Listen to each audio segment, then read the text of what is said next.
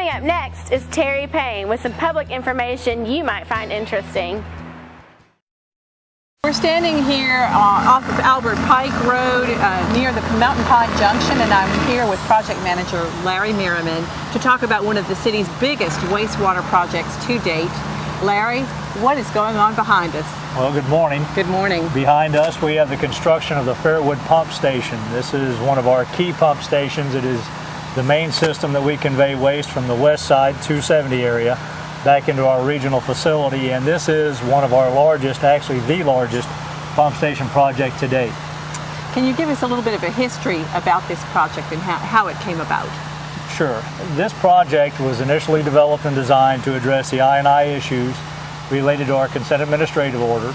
It is also, as I said, part of a multi-phase project. This is actually, I would consider to be the third part.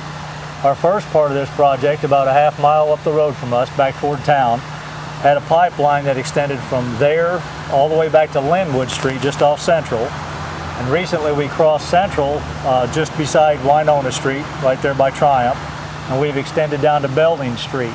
We had to install that infrastructure so that we could actually bring these new pumps, which are about 2.5 times the size of the existing station, online. That way we could handle the flows from here. Now you mentioned I&I, so for folks out there, that's inflow and infiltration. That is correct. Okay. Water we don't plan on. Right. So about this project, can you give us an idea of the scope and cost? Yes, the cost of this particular portion of the project is about $2.7 million. That involves the piping and the pump station itself. Again, we're making the station's capability and pumping capacity about 2.5 times what it was. Behind us you'll see a fairly dilapidated building. That's the original control building. That's going to be demolished. That demolition effort will take place once we've completed everything we need to bring the new station and control building online. The new control building behind us is state-of-the-art. It has arc safe technology. It has definitely changed the way we're going to do things in the future. Now, we took some earlier footage of the site. What are the activities that already have been completed here? Well, actually everything that has been so critical and crucial and difficult has actually been accomplished. You'll see behind us the guys working over here welding.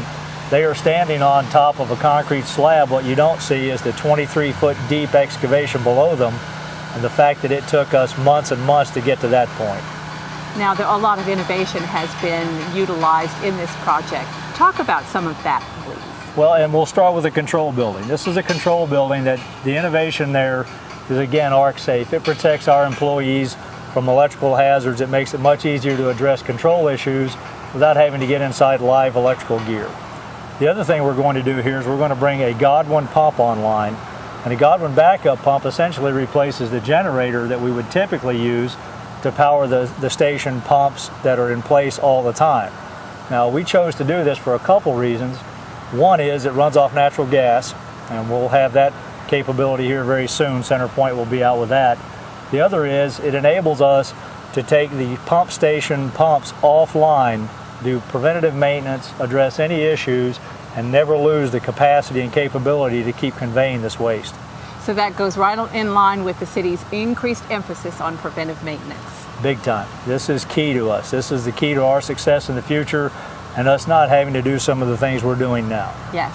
Now, not far from us is a manhole near a telephone pole that you've been watching very closely. What's been happening with that lately as far as heavy rains? Well, behind us is one of our chronic overflows, or at least was. What we have seen since we have begun the I&I efforts, and the project's actually all detailed and designed to enhance this pump station, we saw in the most recent storm events, that if you'll remember, one of them was an 8-inch rain in 2 days, that manhole did not overflow. And that is a testament to what we've done thus far. I can assure you that is an accomplishment that we take a lot of pride in.